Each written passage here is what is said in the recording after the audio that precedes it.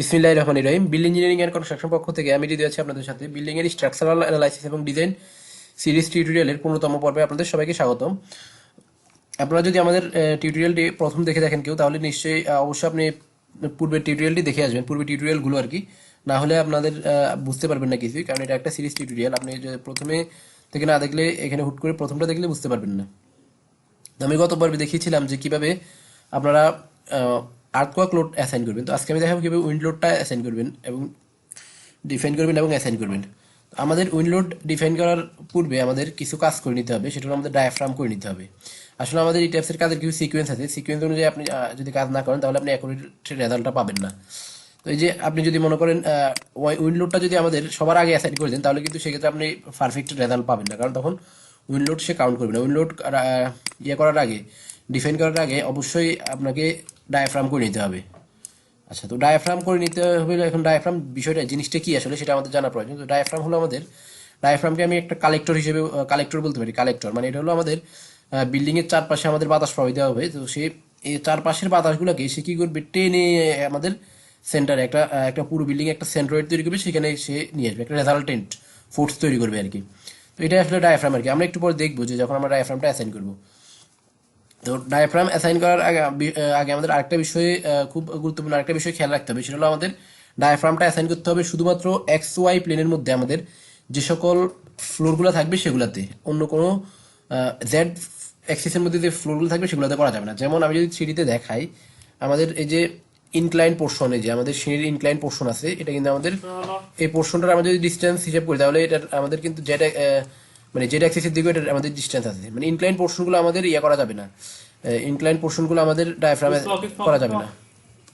তাহলে এই যে আমাদের ইনক্লাইন পোর্শনগুলো বাদ দিয়ে আমরা শুধুমাত্র এই যে এক্স ওয়াই প্লেনের উপর যে ইয়েগুলো ফ্লোরগুলো থাকবে সেগুলোতে ডায়াফ্রাম অ্যাসাইন করবো আমরা। তো ডায়াফ্রাম অ্যাসাইন করার জন্য আমরা এখানে 1:2 রাখবো, রেখে ফার্স্ট ফ্লোরে যাবো। ফার্স্ট ফ্লোর থেকে আমরা এখানে যাবো, ওই সিলেক্টে যাবো। সিলেক্ট থেকে আমরা যাবো হলো joint specification, click joint in X Y plane, এটাতে ক্লিক করবো। করার পর আমরা এখান থেকে যে কোনো একটা জয়েন্টের উপর ক্লিক করলে আমাদের সবগুলা ফ্লোর সিলেক্ট হয়ে যাবে। এক্স ওয়াই প্লেনের উপর যে ফ্লোরগুলো আছে আর কি, সবগুলো সিলেক্ট হয়ে যাবে। তো আমরা এই যে এখানে এই পয়েন্টে ক্লিক করলাম, এই যে আমাদের সবগুলো ফ্লোর সিলেক্ট হয়ে গেছে। তো ওকে, এরপর আমরা যাবো হলো অ্যাসাইনে গিয়ে আমরা এই যে অ্যাসাইনে গিয়ে আমরা যাবো শেলে। শেল থেকে আমরা যাবো হলো ডায়াফ্রাম। এই যে শেল থেকে আমরা ডায়াফ্রামে যাব।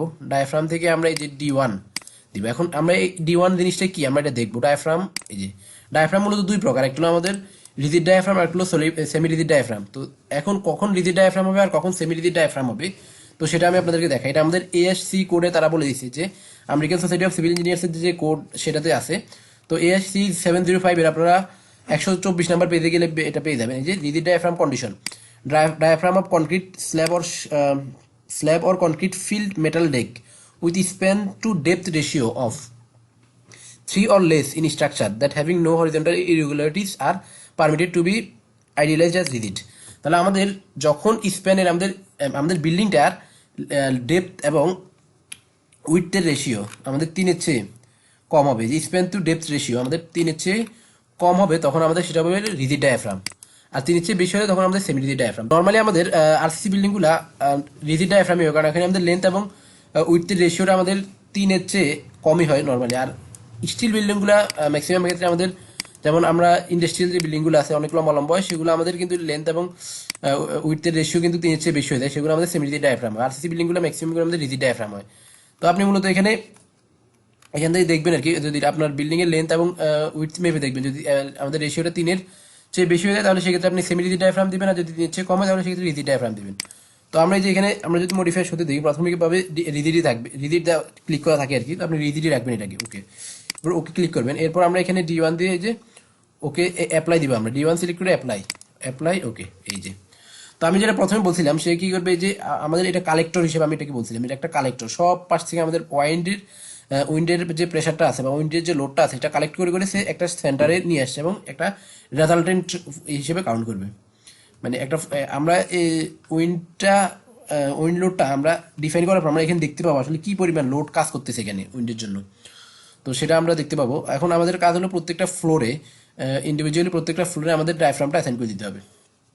তো আমি এখন সেটাই করব। তাহলে আমি এখন সেকেন্ড ফ্লোরে চলে যাব।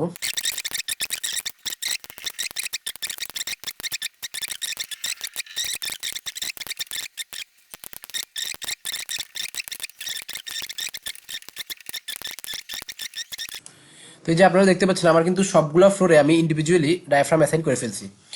তাহলে ডায়াফ্রাম অ্যাসাইন করার পর আমরা পরবর্তী আমাদের স্টেপ হলো আমাদের মেশ করতে হবে। তো আমরা মেশ করে ফেলবো, এই যে আমরা ফ্লোর অটো মেশ করবো।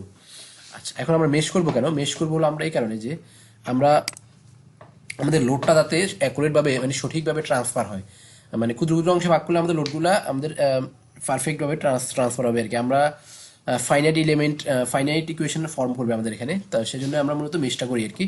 আমি মেশটাকে আরেকটা এক্সাম্পল দিয়ে আপনাদেরকে বুঝতে পারি। আমরা যখন আন্ডার গ্রাজুয়েট লেভেলে RCC 2-তে আমরা পড়ছিলাম যে 2 স্ল্যাব, আমরা কি করতাম 2 স্ল্যাব 1 স্ল্যাব সব স্ল্যাবে আমরা একটা স্ট্রিপ নিয়ে কাজ করতাম, মানে আমরা একটা 1 ফিটের স্ট্রিপ নিয়ে কাজ করতাম। তো এখানে মেশটাও অনেকটাই এরকমই, আমরা কি করবো এই যে স্ট্রিপ বাই স্ট্রিপ অনেকগুলো ক্ষুদ্র ক্ষুদ্র অংশে ভাগ করে ফেলবো। তো সেটা আমরা এখন আমি দেখাবো আপনাদেরকে। প্রথমে আমরা ফ্লোর আমরা যে স্ল্যাবগুলো আছে সেগুলোকে আমরা মেশ করবো, এরপর আমরা ওয়ালগুলোকে মেশ করবো। আমরা চলে যাবো সিলেক্টে গিয়ে আমরা এখানে ক্লিক করবো হলো অবজেক্ট টাইপ, এখানে আমরা দিব ফ্লোর, সবগুলো ফ্লোর সিলেক্ট। ওকে, তো আমাদের সবগুলো ফ্লোর সিলেক্ট করে ফেললাম আমরা। এরপর আমরা চলে যাবো হলো এই যে অ্যাসাইনে গিয়ে আমরা যাবো হলো সেলে গিয়ে যে আমরা এই যে ফ্লোর অটো মেশ অপশন, এখানে আমরা যাবো গিয়ে আমরা এই যে 3 নাম্বার অপশনটাকে আমরা ক্লিক করবো। ক্লিক করে আমরা এই যে এখানে মেশের সাইজটা দিয়ে দিব আমরা এখানে এই যে। তো এটা আমি আপনাদেরকে সাজেস্ট করবো 12 ইঞ্চি বা 15 ইঞ্চির মধ্যে রাখবেন। তো আমি 15 ইঞ্চি দিচ্ছি এখানে, 15 ইঞ্চি, মানে যত ছোট সাইজ দিবেন আপনাদের তত অ্যাকুরেট রেজাল্ট আসবে আর কি। এখানে 48 ইঞ্চি ছিল, তো আমি কমাই এটাকে 15 ইঞ্চি নিয়ে আসছি। তাহলে এই যে এরপর অ্যাপ্লাই দিবেন, অ্যাপ্লাই। ওকে, তো এই যে দেখতে পাচ্ছেন আমাদের কিন্তু কুকি কাট লেখা আসছে। হ্যাঁ, কুকি কাট মানে এটাকে ছোট ছোট অংশে ভাগ করে ফেলছে। এই যে প্রত্যেকটা ফ্লোরে আমাদের কুকি কাট মানে ক্ষুদ্র ক্ষুদ্র অংশে ভাগ করছে, কেন? যাতে আমাদের লোডটা অ্যাকুরেটভাবে ট্রান্সফার হয়, ভালোভাবে ট্রান্সফার হয়, এবং আমাদের ফাইনাইট এলিমেন্ট ইকুয়েশন যাতে ফর্ম করে আর কি, সেজন্য। তাহলে আমাদের ফ্লোরগুলো আমরা সবগুলোকে মেশ করে ফেললাম। আমরা এখন ওয়ালগুলোকে মেশ করব। তো আমরা আবার একইভাবে সিলেক্টে গিয়ে আমরা এই যে অবজেক্ট টাইপে যাব, এখানে গিয়ে আমরা এই যে ওয়ালগুলোকে সিলেক্ট করবো, এই যে সিলেক্ট ক্লোজ। ওকে, এরপর আমরা আবার একইভাবে অ্যাসাইনে গিয়ে আমরা যাবো হলো সেলে গিয়ে আমরা যে ওয়াল অটোমেশ অপশনে যাবো। আমরা এবার ওয়াল অটোমেশ অপশন, এই যে এখান থেকে আমরা এই যে অটো রেক্টেঙ্গুলার মেশ অপশনে ক্লিক করব। এরপর আমরা এখানে যাব, এখানে গিয়ে আমরা এই যে অ্যাপ্রক্সিমেট একটা সাইজ আমরা এখানে থেকে দিয়ে দিব। আমি এখানে 1.5 ফিট দিব, এখানে 1.5 ফিট দিয়ে আমি ওকে দিব। ওকে, এরপর অ্যাপ্লাই দিব আমি, অ্যাপ্লাই। ওকে, এই যে আমাদের ওয়ালগুলাও আমাদের মেশ হয়ে গেছে। এখন আমাদের স্ট্রাকচারটাকে উইন্ডো ডিফাইন এবং অ্যাসাইন করার জন্য উপযোগী। তো আমরা এখন উইন্ডোটা ডিফাইন এবং অ্যাসাইন করবো। যে আমি যে আমাদের মেশ করা শেষ, এখন আমরা আগে উইন্ডোটা আমরা কিন্তু তখন ডিফাইনও করি না, আমরা এখন ডিফাইন করবো, এরপর আমরা অ্যাসাইন করবো। তো আমি এখন আগে চলে যাবো যে আবার ডিফাইনে যাবো, লোড প্যাটার্নে যাবো। লোড প্যাটার্নে গিয়ে আমরা এখানে দেবো হলো উইন্ড, WX দিব আমি, WX। এখানে আমি দিব হলো টাইপ হবে আমাদের উইন্ড। আর এই যে এখানে আমাদের অটো ল্যাটারাল লোড হবে আমাদের UBC 94। ওকে, এরপর আমরা এখানে দিব হলো অ্যাড নিউ লোড। ওকে, এরপর WY দিব আমরা, WY। এরপর এখানে উইন্ড থাকবে টাইপ, এই যে এটা সব ঠিক থাকবে। ওকে, আমরা অ্যাড নিউ লোড দেবো এখানে। তাহলে আমরা আমাদের লোডটা ডিফাইন করা গেছে। এখন আমরা অ্যাসাইন করবো, আমরা WX দিব এখানে। WX দিয়ে আমরা এখানে মডিফাই ল্যাটারাল লোডে যাবো। যাওয়ার পরে যে এখানে আমাদের যে ইয়েগুলা আছে সেগুলো আমরা দিয়ে দিব। ওকে, এখানে যে আমি এখন যদি এখানে মডিফাই দিই, তাহলে দেখবো যে আমাদের সবগুলা এই যে এখানে ডায়াফ্রামগুলো অ্যাসাইন হয়ে গেছে। আমি যদি ডায়াফ্রাম অ্যাসাইন করা ছাড়া যদি আমরা যদি উইন্ডোটা আমরা দিয়ে দিতাম, তাহলে সেক্ষেত্রে কি হতো, এখানে এটা ফাঁকা থাকতো, খালি থাকতো। তো এটা এই কারণে আমি আসলে মূলত আগে ডায়াফ্রামটা করে নিচ্ছি আর কি। ওকে, তো আমি এখন প্রথমে আমাদের BNBC করুন যে আমরা উইন্ড স্পিডটা দিয়ে দিব এখানে, তারপর এক্সপোজার টাইপ এগুলো সব কিছু দিয়ে দিব এখানে। আচ্ছা, তো আমরা বিএনবিসি চলে আসছি। বিএনবিসিতে আমাদের এখানে উইন্ড স্পিডগুলো দেওয়া আছে, প্রত্যেকটা জেলার জন্য আমাদের উইন্ড স্পিড কত সেটা দেওয়া আছে। তো সেখান থেকে আমরা দিব আর কি, আপনি যেই জেলার জন্য করবেন সেই জেলার জন্য উইন্ড স্পিডটা এখানে দিবেন। তো আমি করবো হলো ফরিদপুরের জন্য। তো আমি এখান থেকে ফরিদপুরের জন্য কত উইন্ড স্পিড সেটা আমি খুঁজে বের করবো। তো এই যে এখানে আছে ফরিদপুরের জন্য আমাদের 202 উইন্ড স্পিড। তো 202 এটা আসলে আমাদের কিলোমিটার পার আওয়ার, কিন্তু আমাদের এখানে লাগবে হলো মাইল পার আওয়ার। হ্যাঁ, MPH লাগবে। তো আমাদের কিলোমিটার পার আওয়ার থেকে মাইল পার আওয়ারে কনভার্ট করার জন্য আমাদের 1.61 দিয়ে ভাগ করতে হবে, তাহলে আমরা মাইল পার আওয়ারে পেয়ে যাব। তো আমাদের 202 ভাগ 1.61 দিব আমি, এই যে 202/1.6 দিব আমি, 1.61। তাহলে আমাদের এখানে MPH আমরা পেয়ে যাবো। এই যে আমার 125.46 আসছে। তো আমি এটাকে 126 ধরে নিব, এটাকে আমি 126 দিয়ে দিব এখানে। এই যে 126 দিলাম। আচ্ছা, এক্সপোজার ক্যাটাগরি কোনটা সেটা আমাদেরকে দেখতে হবে। তো আমাদের এক্সপোজার ক্যাটাগরিটা কি সেটা আগে আমাদের আসলে জানা দরকার। এক্সপোজার ক্যাটাগরিটা হলো আমাদের আমাদের যে জায়গায় বিল্ডিংটা হবে সেই জায়গার আশেপাশে পরিবেশটা কেমন, মানে সেখানে আর কি টাইপের স্ট্রাকচার আছে, হ্যাঁ, অথবা কি মরুভূমির মধ্যে স্ট্রাকচারটা কিনা বা চারপাশে কোনো কিছু না এরকম টাইপের কিনা। তো আমি একটা এক্সাম্পল দিলে আপনার বিষয়টা বুঝতে পারেন। ধরুন আপনি পাঁচতলা বিল্ডিংটা যেই জায়গায় করবেন সেখানে আপনার চারপাশে হলো সবগুলো 10 তলা করে বিল্ডিং, তাহলে সেক্ষেত্রে কি হবে, আপনার বিল্ডিং এর মধ্যে কিন্তু বাতাসের ইফেক্টটা লাগবেই না, হ্যাঁ, বাতাসের ইফেক্ট খুবই কম পড়বে। তো সেজন্য আমাদের এই এক্সপোজার ক্যাটাগরিটা আবার দেওয়া আর কি। আবার মনে করেন আপনি এমন একটা জায়গায় বিল্ডিং করলেন মরুভূমিতে, যেখানে চারপাশে কোনো বিল্ডিং কোনো স্ট্রাকচার কোনো কিছুই নেই, তাহলে সেক্ষেত্রে কি হবে, পুরো বাতাসের পুরো ইফেক্টটা আপনার বিল্ডিং এর উপর পড়বে। তো সেজন্য আমাদের এখান থেকে এখানে এক্সপোজার ক্যাটাগরিটা দিয়ে দেওয়া লাগে আর কি। তো আমরা যদি এই বিএনবিসিতে চলে যাই, বিএনবিসিতে চলে গেলে আমরা দেখবো যে আমাদের এই যে এক্সপোজার তিনটা এক্সপোজার ক্যাটাগরি দেওয়া আছে। আমাদের এখানে তিনটা এক্সপোজার ক্যাটাগরি দেওয়া আছে। আমরা এই এক্সপোজার ক্যাটাগরিগুলো পড়ে দেখি কি কোনটা থেকে কি বলছে। তো প্রথমে আমাদের বলছে যে exposure category A, urban and suburban area, industrial area, wooded area, hilly or other terrain covering at least 20% of the area with obstruction of 6 meter or more in height and extending from the site at the least 500 meter or 10 times of the height of the structure and whichever greater। আচ্ছা, এখানে হলো আমাদের urban এবং suburban এরিয়ার মধ্যে আমাদের যদি বিল্ডিংটা হয় আর কি, তাহলে আর 20% কাভার থাকবে আর কি আমাদের এগুলা বিল্ডিং যারা 20% কাভার থাকবে আর কি এরিয়াটা। তো এগুলা এই ক্যাটাগরির মধ্যে যদি পড়ে তাহলে আপনি এক্সপোজার ক্যাটাগরি সিলেক্ট করবেন। এরপরে বি হলো আমাদের open terrace, open terrain with scattered obstructing having height generally less than 10 meter extending to 800 meter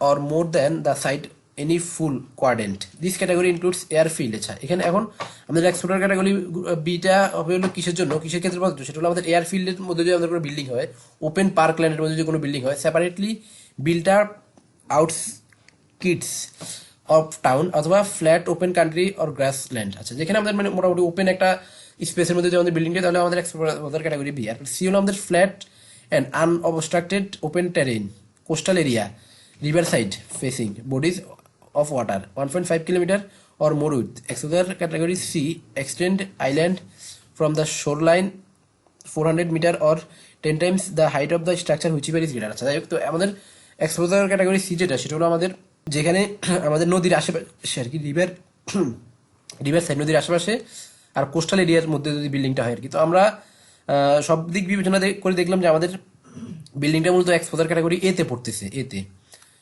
এতে পড়তেছে আর কি, আরবান এবং সাবারবান এরিয়াতে।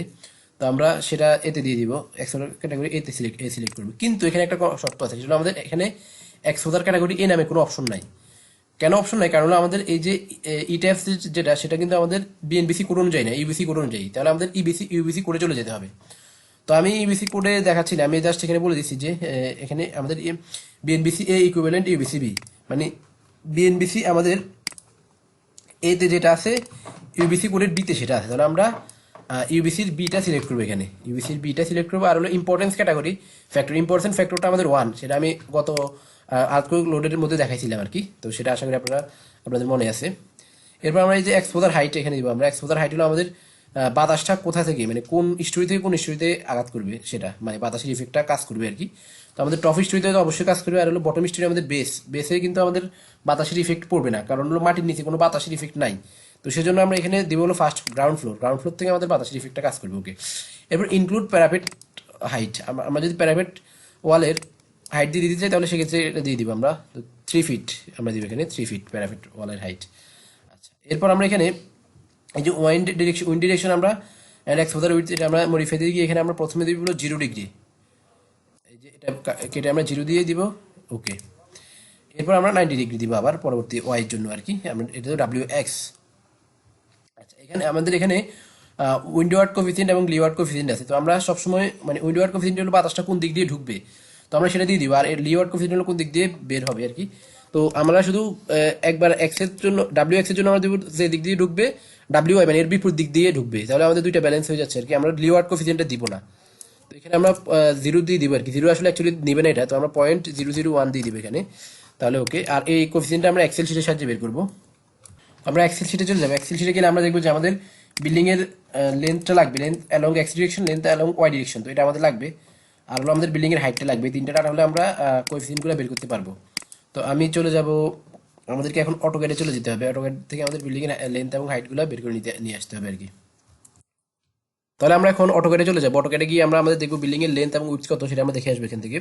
তো আমি যে এখানে অটোক্যাডে চলে আসলাম, তো অটোক্যাড থেকে আমি এখানে ডাইমেনশনটা আমি মেপে নিব এখান থেকে।